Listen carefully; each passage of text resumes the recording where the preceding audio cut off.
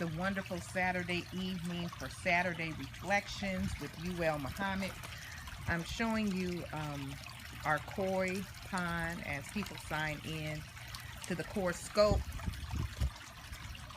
You see it's different than it usually is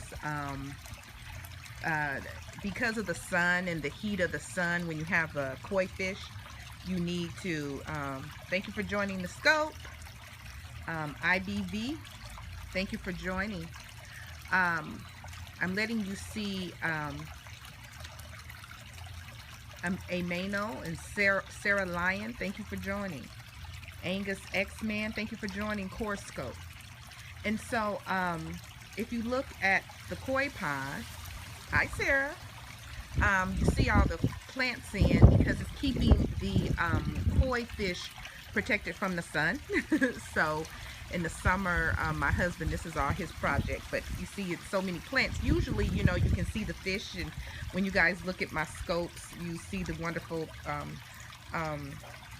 well, Sarah, this is a place where we're positive. If you can't, you know, be nice, then please sign off, because we want it to be a positive vibe here on Core Scope.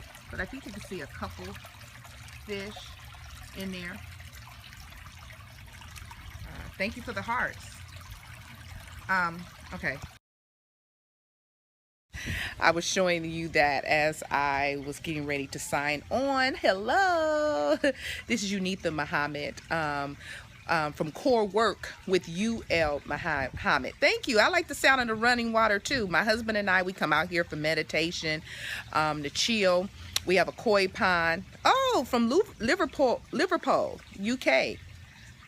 Yeah, I plan on getting my sister and I to make a trip out there. I like the sound of the running water too. It's very soothing, especially for prayer, for meditation. Thank you for the hearts. If you're here on the scope, please let me know where you're from. I'm from Los Angeles, California. I'm in the city of Gardena right now, but I am a native of LA.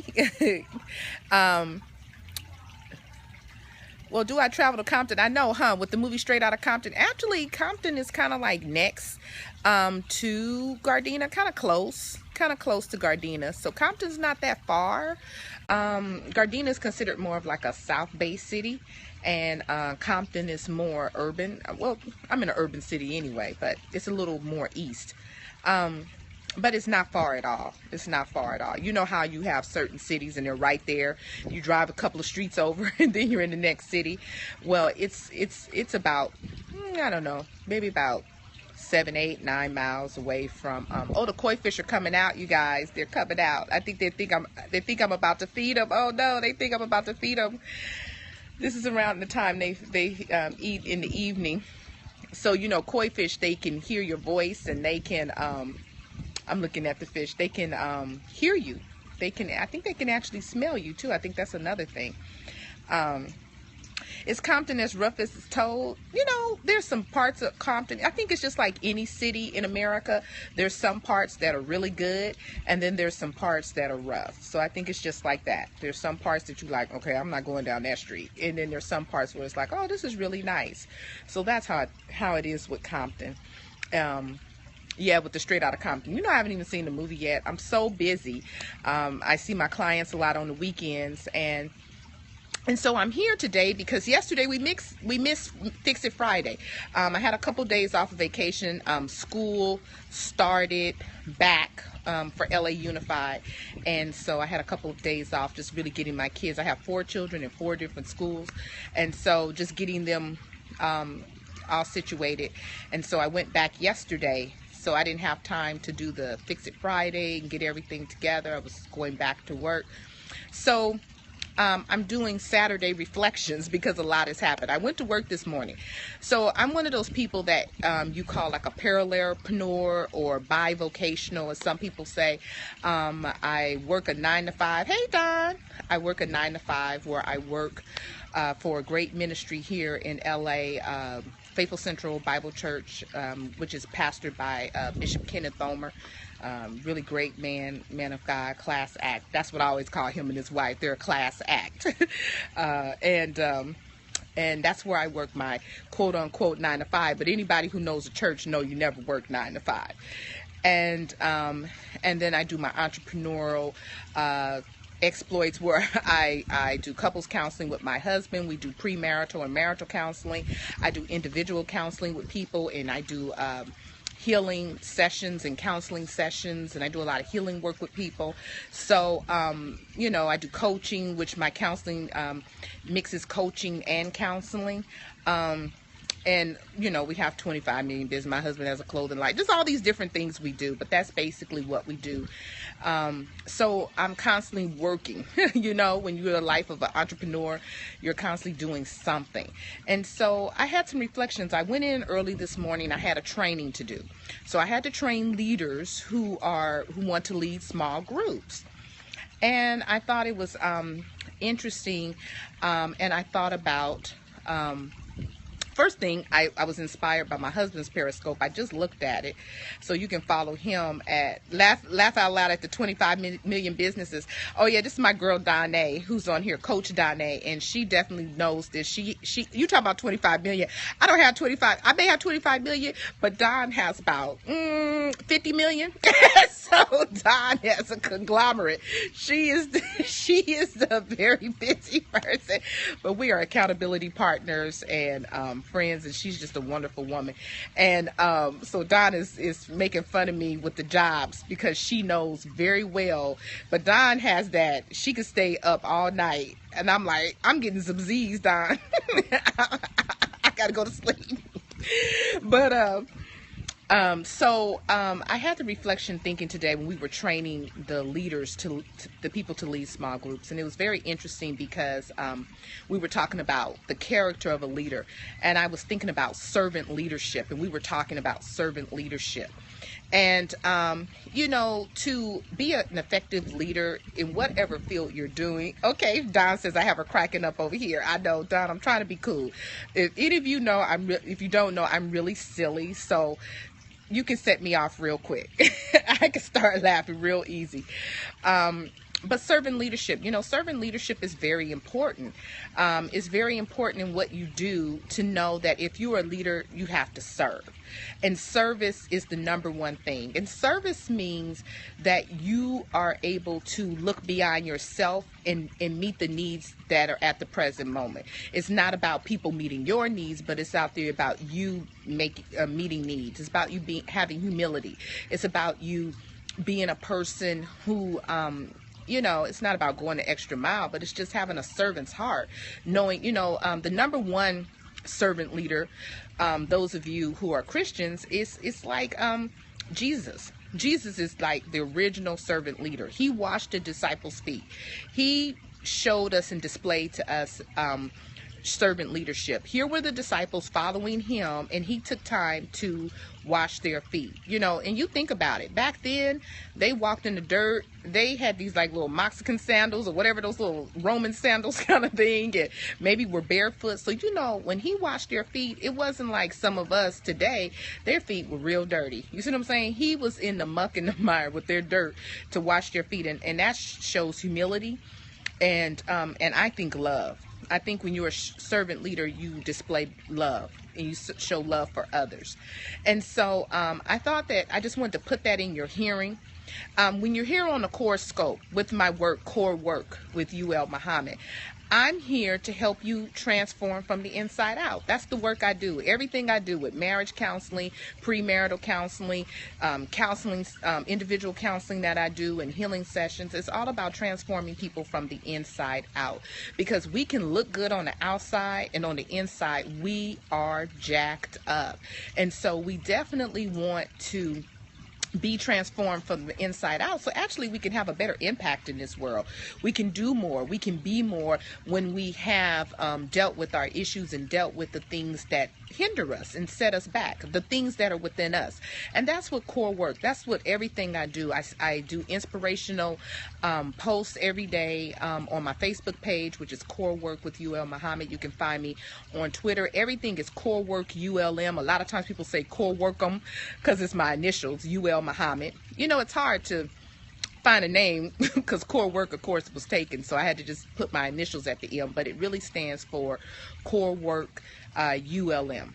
And so you can find me at Core Work ULM, Core Work WORK, Core CORE, Core Work ULM, which stands for Unitha L. Muhammad. On Twitter, on Instagram, on LinkedIn, I'm Unitha L. Muhammad. On whatever, you can find me, and you can see where I post inspirational. And I'm very intentional to spread positivity. There are a lot of things that we can say in situations. There are a lot of things that how we can react and the perspective that we can take, but I'm very intentional. I do it on purpose to spread positivity on my social networks. I make sure that I post positive things and I give people encouraging words. Thank you, Don. See, my girl hooked me up. Thank you, Don. Thank you for the hearts. So that's what I do. And everything I do, I'm the friend that everybody's like, okay, if I need someone who's going to give me an encouraging word, let me go to Unitha. Because Unitha is, first of all, I'm going to pray.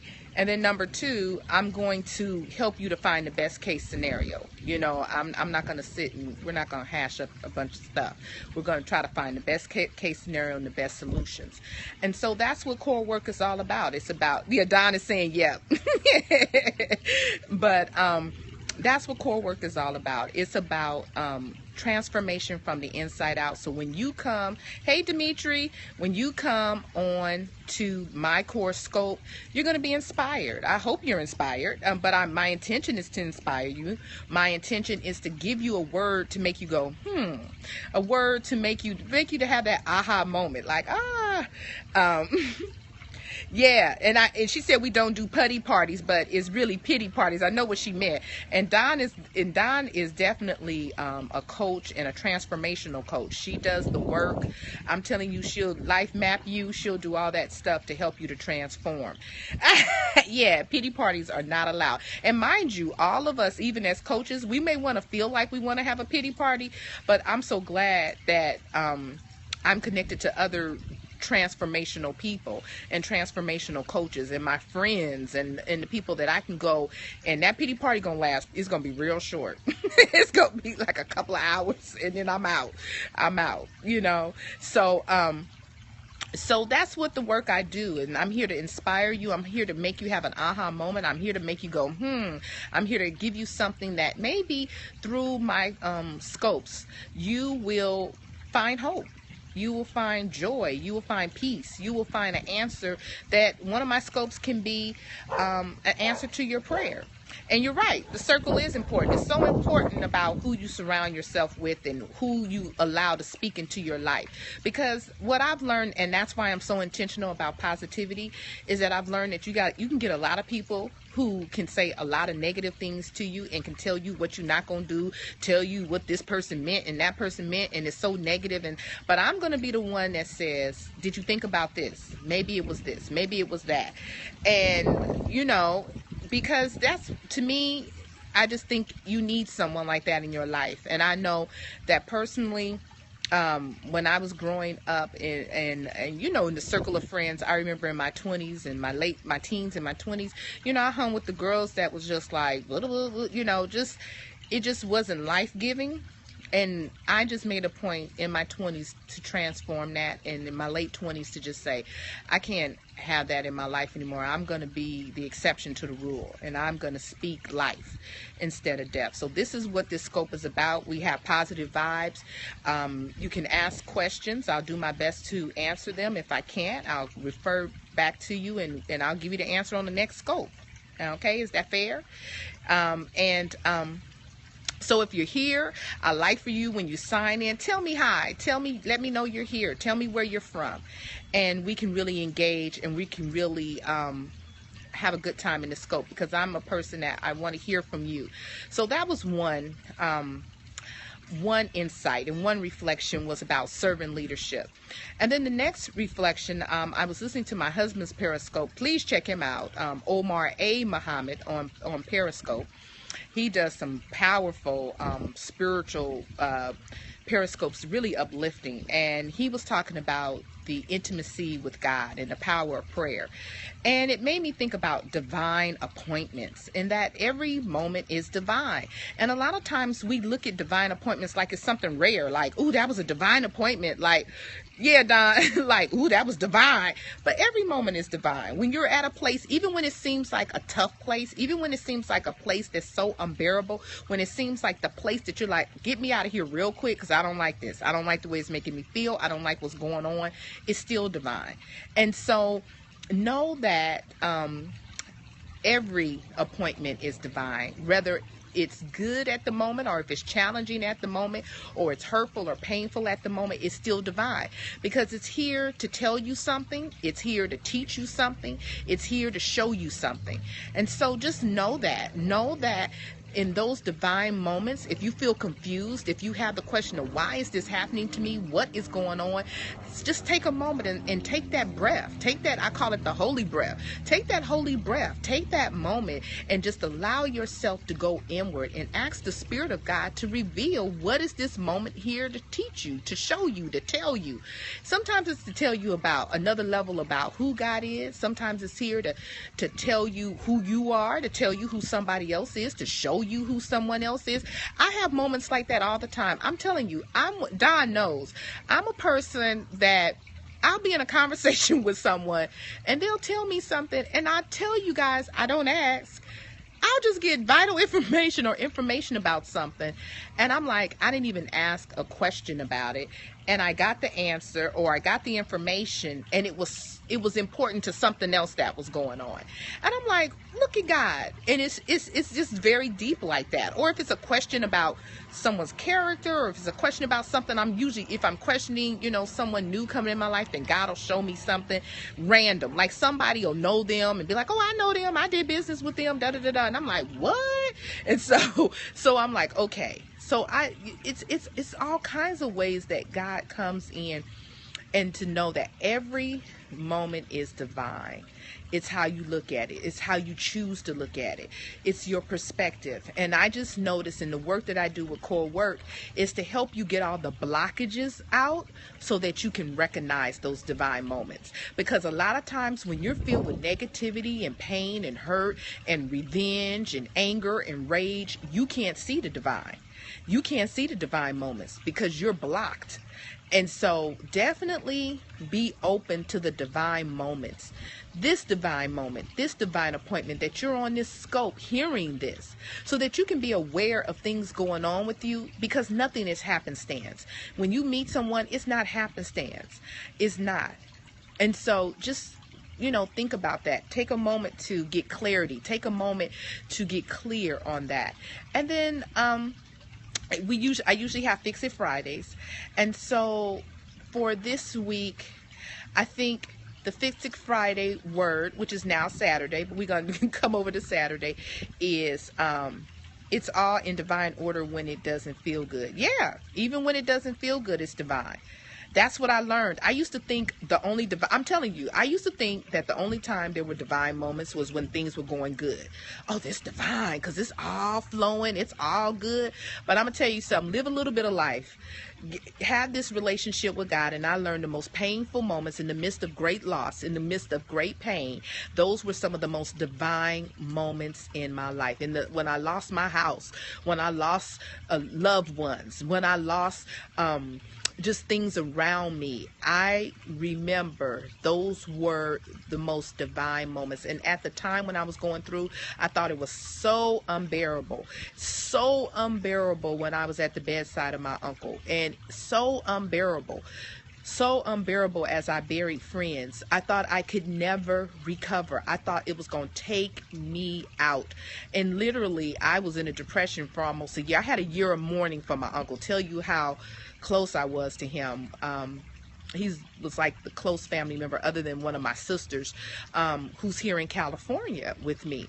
And he was just like a second father. And when he died, I just mourned for a year, and I couldn't even go to certain parts of Inglewood where he lived because it was just too much. But I'm telling you that even what seems unbearable in that time, I heard from God like I never heard before. I felt the comfort of God like I never felt it before. I felt the peace of God like I never felt it before. And I just experienced and had revelation and insight into how God will literally carry you through the storm. As I was packing up my house, didn't know where I was going to go. And here came the divine appointment from a rabbi that gave my family a home by the beach where we stayed, where he wanted us to stay for free, and we said, we can't stay here for free, we got to pay you something. Divine. So I'm a witness that what you think is unbearable, God will meet you right there in the midst of loss, in the midst of pain, in the midst of upheaval, in the midst of something that you think you can't bear. God is there. And so the Fix It Friday, I was thinking about the Fix It Friday, and so the Fix It Friday word is to just trust. Trust God. Trust God. It's that simple. What does trust God mean? You hear people say that all the time. Trust God means know that God will do exactly what he, she says they will do. God never changes. And if you don't know what God will do, check out the Holy Scriptures and read the promises of God and know that God is faithful and God will do it. And a lot of times we look at God like we look at man, and we think that God is unreliable, but God isn't unreliable. We think God is untrustworthy. We think God is a killjoy. God is none of those things. That's people's perceptions of God. That's what people have put on because God wasn't their genie in the bottle. But when you learn to trust God, and what that means also is that, God, I don't understand this right now, but I'm going to trust you because your word says all things work together for the good of them who are called according to your purposes. And if you say it, I'm going to believe it. So I know this challenging situation, this situation that the enemy of my soul came to use it to kill me, is just set up for the comeback. It's the setup. It's the setup for the great comeback, because I'm not out. I may have to take a little rest, a little pit stop. I may have to get refreshed. I may get knocked down, but I'm not knocked out, because God is with me, and God promises that in the end, I win. So when you know that God is for you and never against you, that gives you comfort. And so I want you this week, until we meet later on for Fix It Friday, I want you to trust God and just take an area of your life. Trust God with your finances. Trust God in your relationships. Trust God with your living situation. Trust God with your friends. Trust God with your family and your loved one. And if you're married or in your single relationship, if you want to be in a relationship, trust God with that. Trust God to say, Lord, you know, I don't have the gift of singleness. And the gift of singleness means you can be celibate and not worry about that if you're following under a spiritual dynamic of waiting until you're married. So if you know that about yourself, then you know that God has someone for you. So you say, I trust you, God, with the person that you have for me. And I thank you for the divine moment that we will meet. I thank you for me being ready when they come. I thank you for them being ready when we make that divine appointment when we will meet. And I thank you for it now. Instead of going, I don't know, it's no good men, no good women around, I just don't think it's for me. No, I know it's for me, because I know that I'm made to love. I know I'm made to love. I know I'm made to give love. And I know that I'm made to receive love. Yes, the gift of singleness. Some people have it. Some people can be single and they can be happy and it's no problems and they love it. You have to know who you are. If you don't have the gift of singleness, then I tell people right off the bat, if you know you don't have the gift of singleness, then you meant to be married. Bottom line. So God has someone for you. Trust God. So find an area in your life this week where you can trust God again. You can trust God on another level. You can trust God for the first time, but just trust God. So I'm so glad you joined me. This scope was longer than usual because, I didn't meet this week.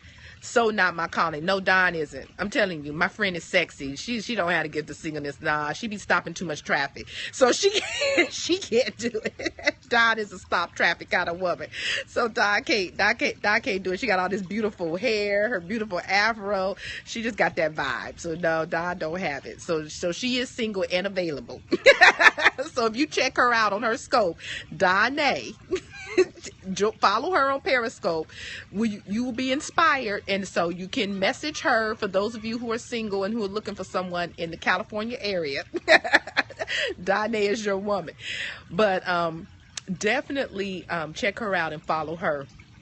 But I want you to trust God this week, and I want you to know that God is with you and God loves you. So this is a longer Periscope than usual. I'll be brief and short as always with my other scopes, but I thank you for joining me on this Saturday evening. This is Unitha Muhammad with Core Work with UL Muhammad. And as always, you know what I wish you: peace and blessings. Have a powerful and wonderful evening. Take care.